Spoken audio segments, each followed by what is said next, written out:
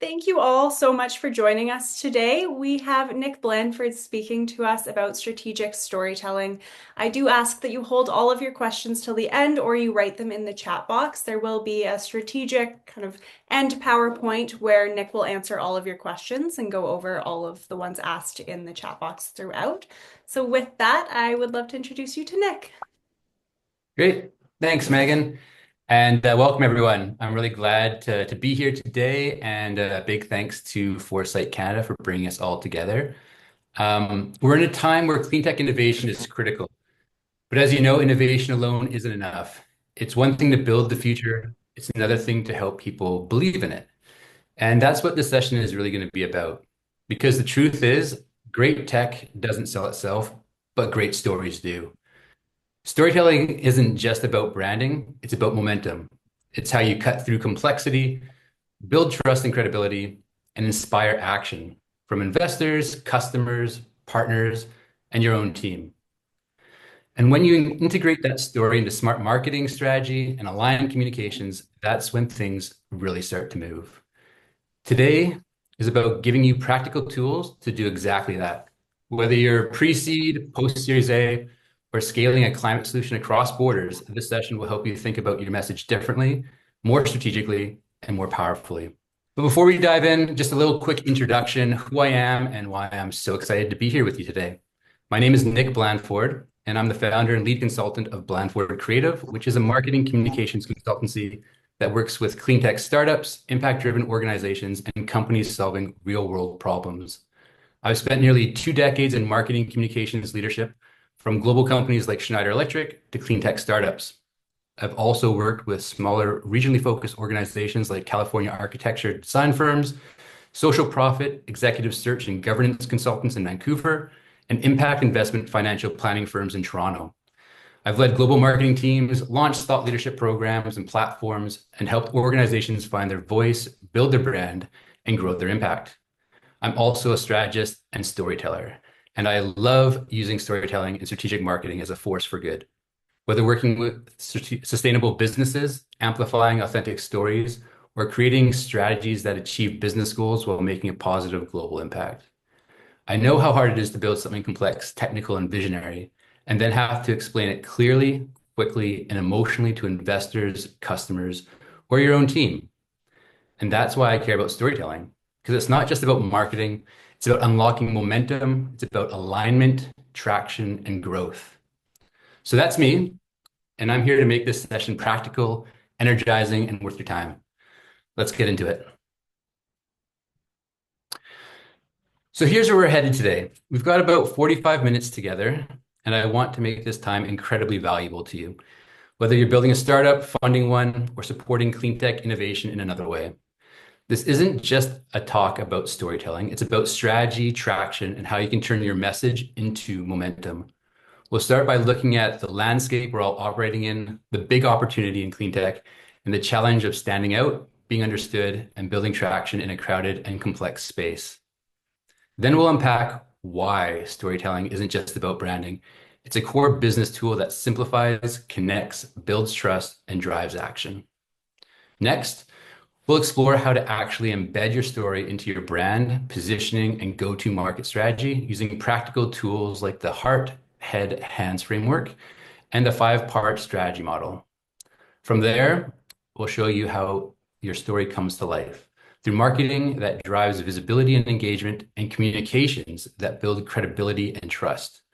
I'll walk you through a few real-world examples of clean tech companies who are using storytelling effectively and what we can all learn from their approach.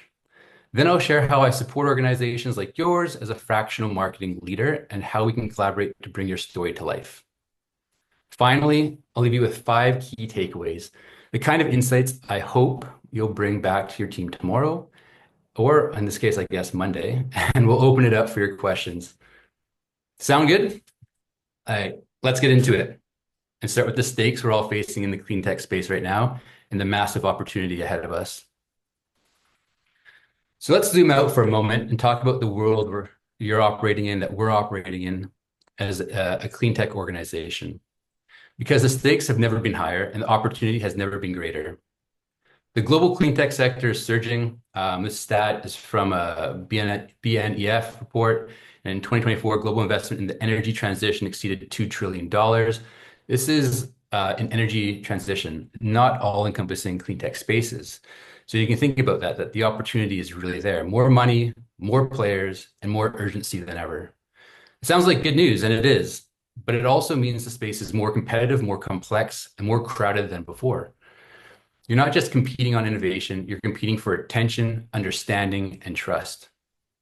Now, here's the kicker. A lot of startups don't fail because the tech didn't work. They fail because they couldn't communicate their value.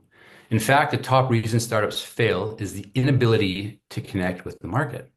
That's a communications problem, it's a marketing problem, and it's a storytelling problem. I've seen it before. Incredible founders, brilliant ideas, and yet no traction. Why? Because no one really understood what they were doing, why it mattered, or how to support them. And this is where storytelling comes in and why this talk matters. In a crowded, jargon-heavy space, storytelling becomes your superpower. Because here's the truth. People don't buy what they don't understand. People don't support what they don't feel connected to. Your story is what helps people care, believe, and act.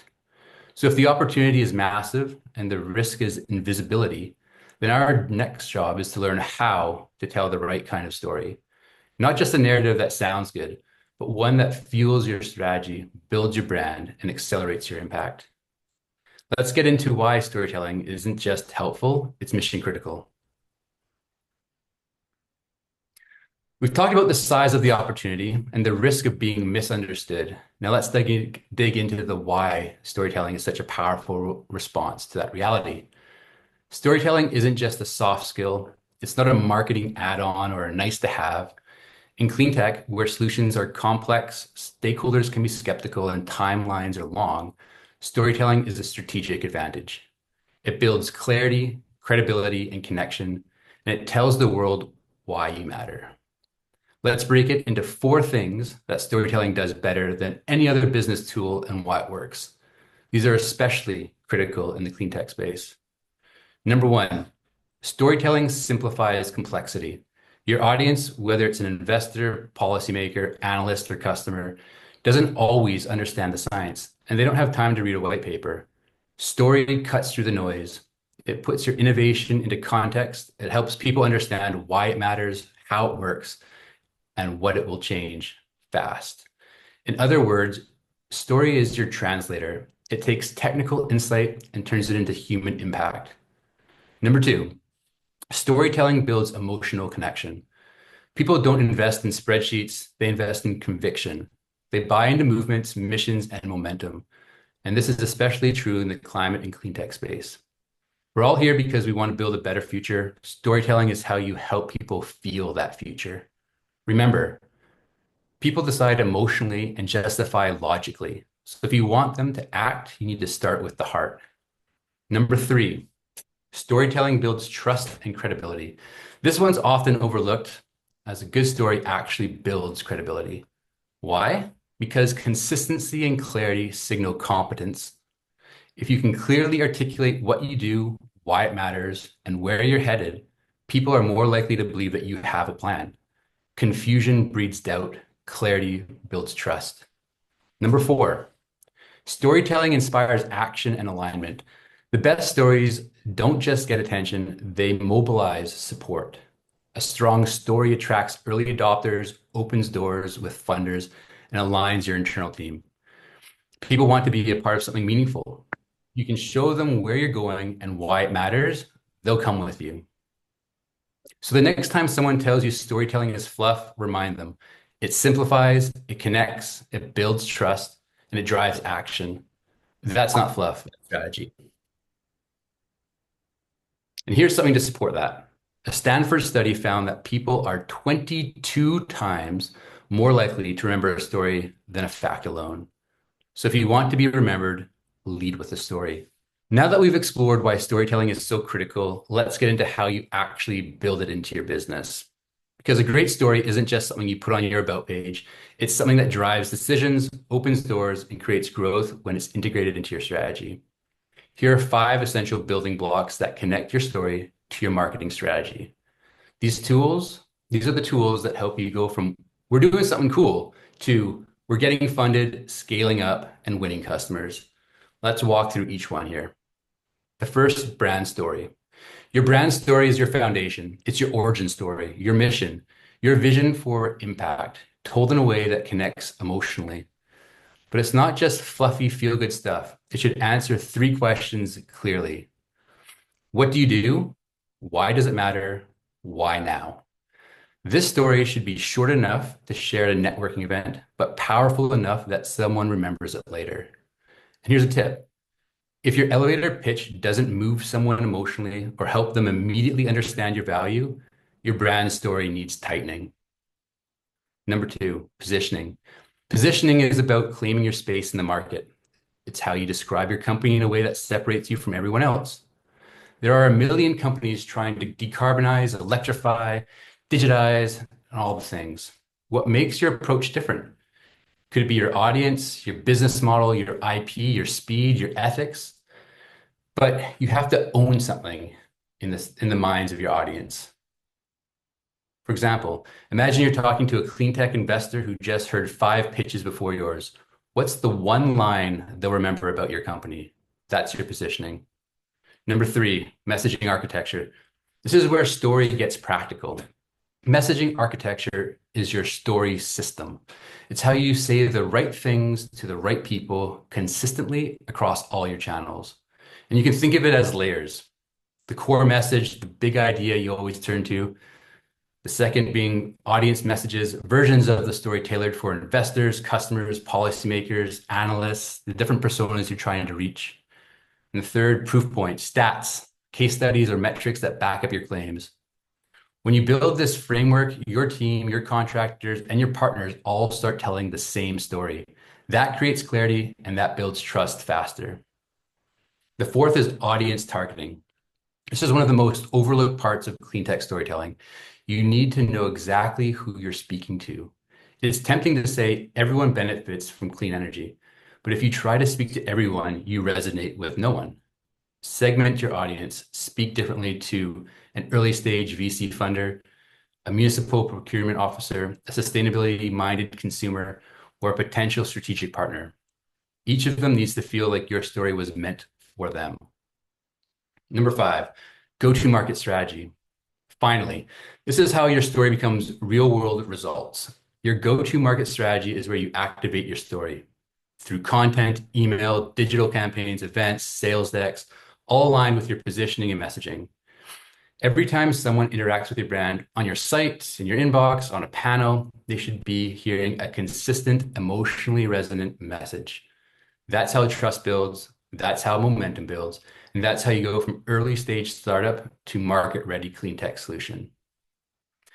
These 5 elements are your blueprint. If you build them around a powerful story and use that story to drive your marketing strategy, you are no longer just pitching tech, you are inviting people to join the movement. One of the simplest yet most powerful storytelling tools I use with leaders, organizations, and clean tech founders is what I call the heart, head, hands framework. It's a way to craft and structure your story so that it connects on every level, emotionally, intellectually, and practically. The first, the heart. The heart is where you start. This is your belief, your mission, the why behind what you do. In clean tech, this is usually the most authentic and most compelling part of your story, but it's also the one that founders are sometimes afraid to lead with. You might be tempted to start with features or numbers, but people don't remember data first. They remember feeling. They remember purpose. Think of it like this. What future are you fighting for? What makes you angry about the status quo? What would the world look like if you succeeded? That's the emotional hook. It makes people care, and once they care, they'll stick around to hear the details. For example, we believe every community deserves access to clean, affordable power, no exceptions. Not we provide modular solar microgrid installations for rural clients. Lead with emotion. Second, the head. Make it credible. Once you've connected emotionally, you need to back it up. This is the head, where you show the logic, the proof, the plan. This is where you bring in your tech or methodology, your traction metrics, your team credibility, your business model, or partnerships. Think of this as the rational case, the part that makes an investor nod, a policymaker listen, or a buyer take interest. But remember, you start here without the heart, it might just land flat. For example, we've already installed our platform in 15 communities, saving 200 metric tons of CO2 in the last year. Not, we use AI-enabled IoT devices to optimize HVAC systems. It's too abstract and without context. Number three, the hands, the move to action. Now that your audience cares and believes, it's time to give them something to do. That's the hands. This is the part most often missing in early stage pitches and messaging, the call to action. People need to know what the role they can play in your story. Should they invest? Should they sign up for a pilot? Should they attend your webinar, share your story, donate, test your product? If your message doesn't end with action, it's just a story, not a strategy. For example, we're looking for three pilot partners who want to bring Cleantech to their community in 2025. Talk to us. Not our platform is available to everyone. That's too passive. So when you're preparing your messaging, whether it's for your website, a pitch, or even a conversation with a journalist, think, am I opening with emotion, the heart? Am I backing it up with substance, the head? Am I offering a clear next step, the hands? That combination is how you turn a mission into momentum and a conversation into commitment. When you start thinking about your messaging as heart, head, hands, you'll notice how much clearer and more effective it becomes, not just for storytelling, but for strategy, engagement, and growth. Now let's bring this all to life. You've built a powerful story, you've aligned it with your strategy, but now the question is, how does that story show up in the real world? This is where marketing and communications take the stage. They're not the same thing, but when they work together, they're unstoppable. Marketing equals activation. It's how you amplify your story. It's your front-facing engine for visibility, engagement, and growth. It includes your website. What's the first story someone sees? Your content, blogs, videos, social media, thought leadership articles. Your funnels, how you convert interest into action. Your email, how you nurture relationships over time. Your events, how you build community. If storytelling is the fire, marketing fans the flames. The goal of marketing is to get your message in front of the right people in the right places at the right time and to get them to take action. Now, communications. This is the trust layer. It includes your press releases, your investor and analyst updates, your media outreach, your interviews, awards, public recognition, your speaking engagements and panel appearances, your stakeholder briefings, especially if you're working with governments or public institutions. The goal of communications isn't just to promote, it's to build reputation, trust, and long-term influence. And in the cleantech space, where skepticism can be high and cycles are long, that credibility is currency. Now, how do they work together? Too often, startups treat marketing and comms as a separate, or worse, as afterthoughts. But when they're working from the same story, the results are exponential. Think of it this way.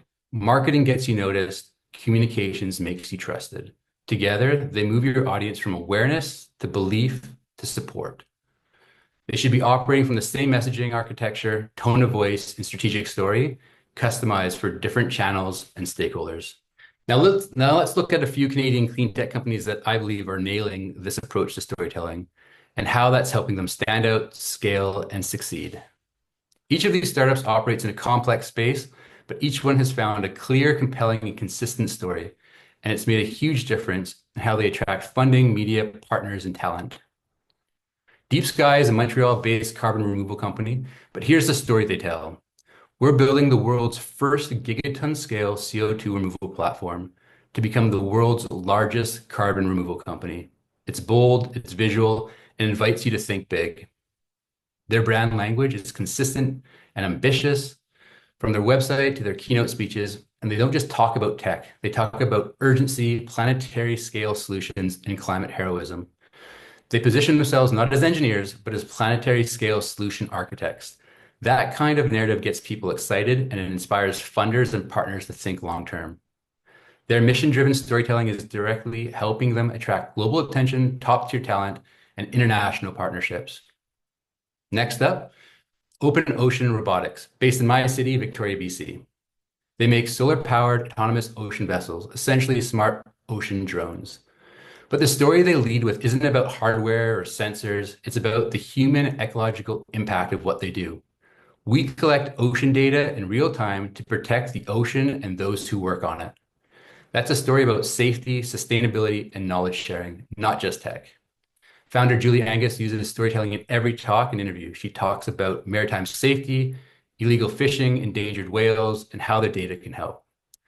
And that's helped them land funding from the Sustainable Development Technology Canada Group, partnerships with researchers and coastal governments, and media coverage that focuses on impact, not engineering.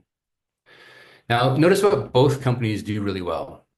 They lead with purpose, they simplify their message for a non-technical audience, they frame themselves as part of a much bigger solution. Cyclic Materials is tackling a huge global challenge, the recycling of rare earth metals used in EVs, wind turbines, and electronics. It's an intensely technical field, but here's how they tell their story. We're making rare earths truly sustainable by keeping them in the loop. It's elegant, clear, and visual.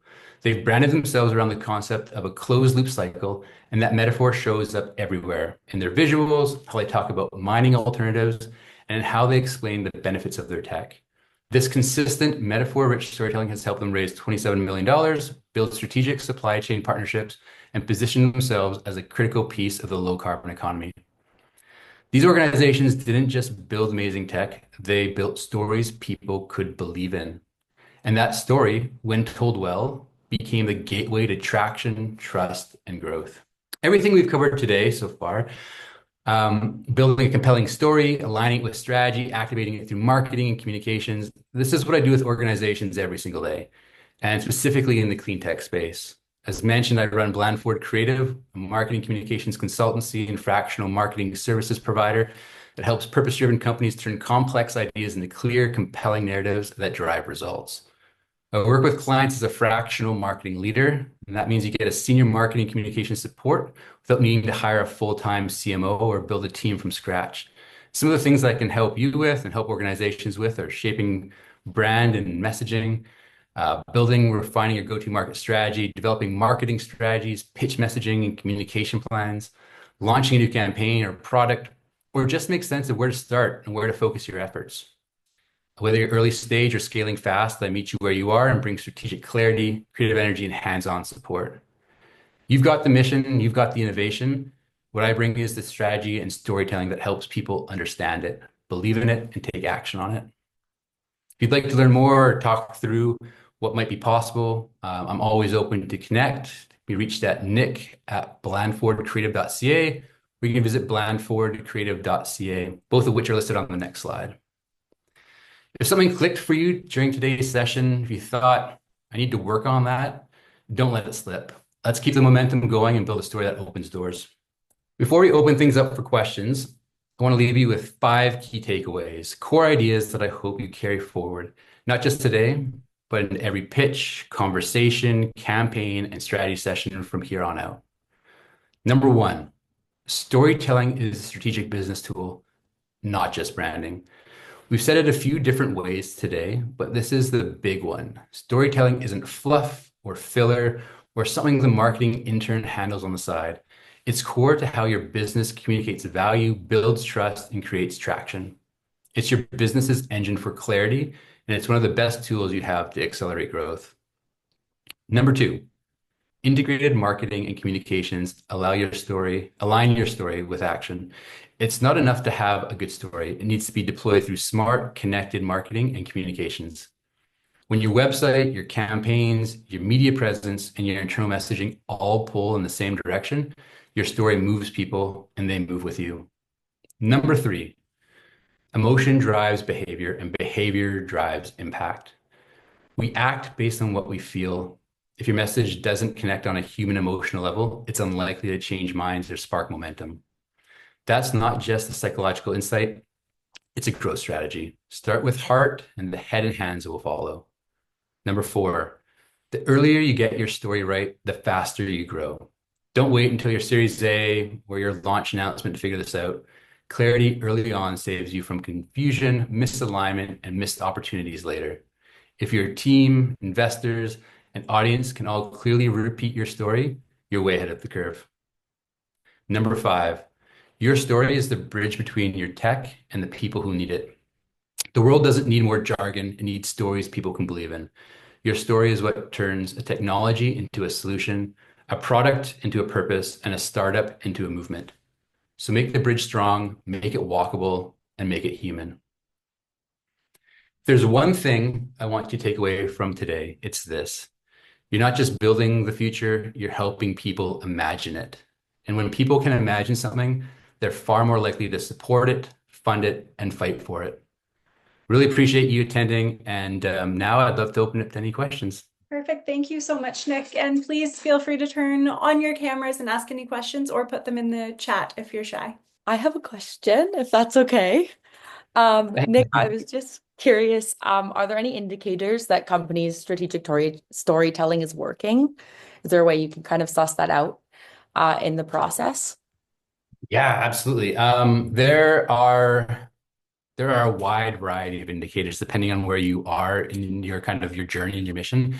When it comes to storytelling, some of the best indicators, which is also kind of known as thought leadership, is when you have your outside stakeholders, peers, competitors, customers, they're talking about you without you having have paid them to talk about you. So the whole concept of like earned media and whatnot. So if you're appearing in articles or analyst reports and you didn't have to pay to play there, that's some of the best indications that your storytelling is resonating and really kind of residing with multiple audiences.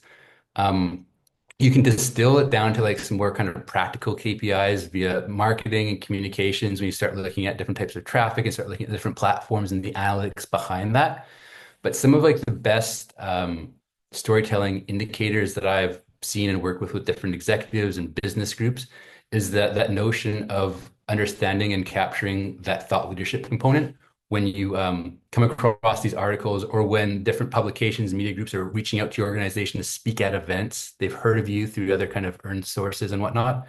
Those are the indicators that you have like that story that resonates and it's actually working in combination with that marketing communications piece. Amazing. Thank you so much. Absolutely. Thanks for the question. Yeah, I can jump in here. Yeah, Oh, go ahead. sorry, go ahead, Noah.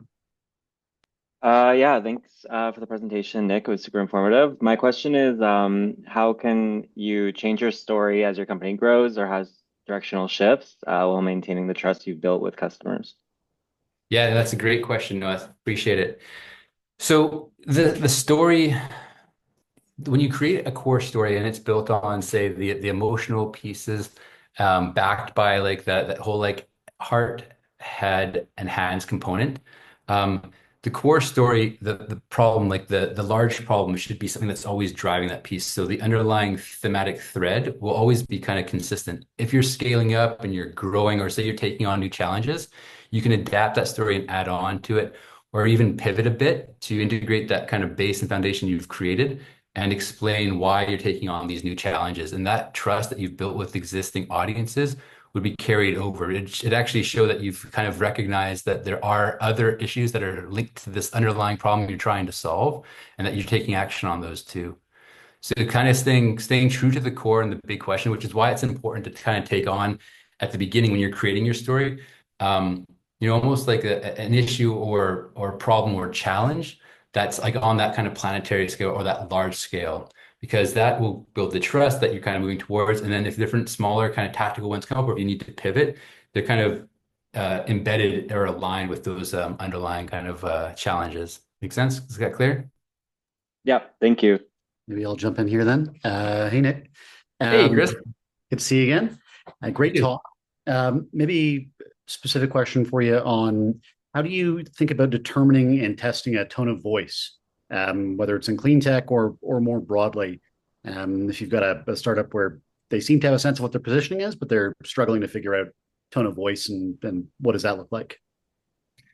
Yeah, that's a great question. One of my favorite ways of doing that is with like real people and with like panels and different stakeholders and running that by who your target audience is and seeing how that resonates. Then you can get firsthand feedback amongst like the audience that you're trying to target. So working with, sometimes I've seen this with like groups that partner with like an analyst organization that has access to a pool of their target audiences. And what you can do is you can work with these analyst groups to share your messaging in various tones and seeing what resonates best with them. And you can do this like anonymously through like the analyst group and make it kind of like an IDC or Gartner kind of study to understand how it sits. That way, it's not necessarily linked to, say, the preconceived notion or bias of the organization. And that would probably be like my preferred way to do it, is to test the tonation in like an anonymous manner amongst the target audience.